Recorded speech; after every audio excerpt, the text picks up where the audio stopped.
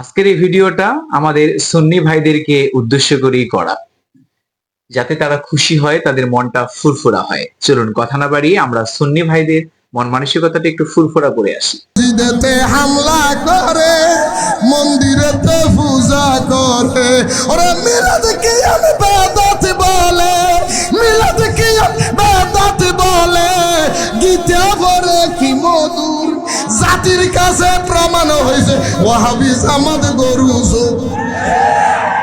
ভিডিওর এই জায়গাটাতে আমি একটু ইন্টারাপ্ট করলাম, কেন জানেন? কারণ এখানে দেখা যাচ্ছে আমাদের রিজভী সাহেব, ওনার নাম কিন্তু রিজভী।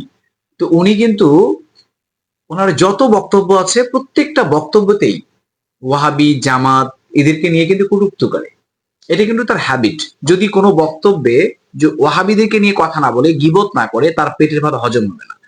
আরো সবচেয়ে খারাপ লাগার যে বিষয়টা, সেটা হচ্ছে আপনাদের সকলেরই প্রিয় প্রিয় ওস্তাদজি আপনাদের তাহেরি সাহেব বাউল, তিনি পাশেই বসে এইরকম গান শুনছেন যে ওয়াহাবি জামাতিরা নাকি গরুচোর। এই গানটা শুনে তিনি মুস্কি মুস্কি হাসছেন। আল্লাহর কসম, বিশ্বাস করেন, যদি এর পরেও আপনারা মনে করেন যারা আলেম, বিশ্বাস করেন আপনাদের ভিতরে স্বশিক্ষার কোনো ছিটে ফুটাও নেই। Please continue. জাতির কাছে প্রমাণ হয়েছে, আর জাতির কাছে প্রমাণ হয়েছে। শেষ কথা, নূরে বাংলা বলে বারবার, তাদের ফান্দে ফরলে একবার।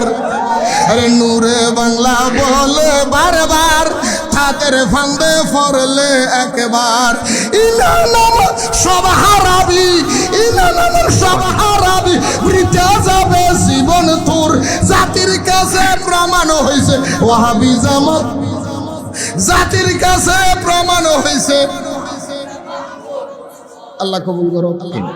আমার ভাইজান আসছে, আমি আর সময় কারণ না না আর না, আমরা আর বলি না।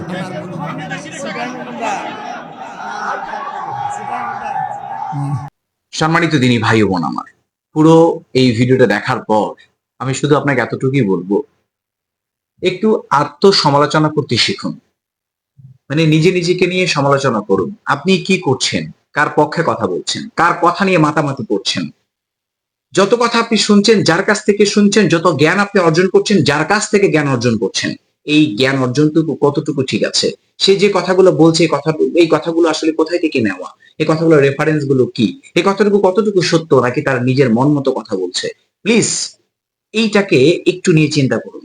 কারণ এই যে এই মুহূর্তে যে বক্তব্যটা বা যে ভিডিওটা আপনি দেখলেন, বিশ্বাস করেন এটা একটা নির্লজ্জ আর বেহাপনা ছাড়া কিছুই নয়। কেমন করে হতে পারে একজন আলেম? মূলত আমরা জানি আলেম কারা। আলেম হচ্ছে তারা যারা বিশেষ জ্ঞানে জ্ঞানান্বিত, অর্থাৎ পবিত্র কোরআন এবং সহিহ হাদিসের জ্ঞান যাদের ভিতরে রয়েছে, যারা জ্ঞান অর্জন করতে গিয়ে দিন রাত পরিশ্রম করে, আল্লাহর পথে থাকে। তারা কেমন করে পারে একজন একজন মানুষ হয়ে আরেকজন মানুষের দ্বিমত দেয়? কিভাবে সম্ভব? আপনার সাথে তাদের একটু মতের দ্বিমত আছে, তারা তো কাফের না ভাই। যেমন বলছি, যেমন ওয়াহাবিদের কথা, ওরা কি কাফের? আপনি এটা মনে করেন যে তারা কাফের? এটা কি আপনি মনে করেন? যদি আপনি এটা মনে করেন তাহলে স্পষ্ট ভাষায় বলে দিন, কিন্তু তারা কাফের না। শুধুমাত্র আপনার সাথে তার মতের দ্বিমত। মানে আপনি যা বলছেন, তিনি সেটাকে একটু উপেক্ষা করছে। উনি বলছে যে আপনি যা বলছেন এটা দলিল দেন, দলিল ছাড়া মানবো না। আপনি বলতেছেন মহব্বত, মহব্বতে আমাদের দলিল। আর ওনারা বলছে যে আপনার মহব্বত কি এত বেশি, সাহাবীদের চেয়েও কি আপনার মহব্বত বেশি, যে আপনি মহব্বত এটা করছেন?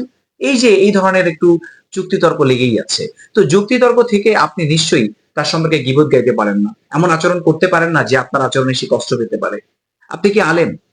সম্মানিত দিনী ভাই বোন আমার, আমি আপনাকে উদ্দেশ্য করে বলছি, আপনি নিজেকে যেই নামে দেন কোনো সমস্যা নেই। ওয়াহাবি বলেন, জামাতি বলেন, সুন্নি বলেন, শিয়া বলেন, আচ্ছা যা মনে চায় আপনি বলেন। কিন্তু যা করছেন, যা দেখছেন, যার কাছে জ্ঞান অর্জন করছেন, কমসে কম এই বিষয়গুলো নিয়ে একটু চিন্তা করেন। আপনি কার কাছ থেকে জ্ঞান অর্জন করছেন? সে আলেমটা কেমন? সে আরেকজন মানুষ সম্পর্কে কি ধরনের ধারণা রাখে? এই যে পুরো স্টেজে, এই পুরো স্টেজে আপনি খেয়াল করেন, পুরো স্টেজে এত মানুষ বসে আছে। বিশ্বাস করেন এরা কখনো কোনো অবস্থাতেই আত্মসমালোচনা করতে জানে না। এরা কখনোই ভাবে না যে রিজভী সাহেব যে গানটা গাইলো, এরা যে বলছে যে ওয়াহাবি, তারপরে হচ্ছে জামাতি, এরা গরু চোর, এটা আসলে কতটুকু যৌক্তিক? কতটুকু যৌক্তিক? একজন আলেমের মুখ থেকে এই ধরনের কথা বা এই ধরনের ভাষা কি বের হওয়া সম্ভব? এটা কি আসলে শোচনীয়? এটা কি আসলে ভদ্রতা? কখনোই কি সম্ভব? একজন ভালো আলেম তারা কি কখনো কোনো অবস্থাতে এমন ভাবে কথা বলতে পারে? অবাক করা বিষয়। এরপরেও আমরা তার পক্ষপাতিত্ব করছি, এরপরও আমরা বলছি যে সে আমার পীর, সে আমার বুজুর্গ, সে আমার আলেম, সে আমার ইত্যাদি ইত্যাদি। সম্মানিত দিনী ভাই ও বোন আমার, কথা বলতে গেলে অনেক কথা বলা যায়।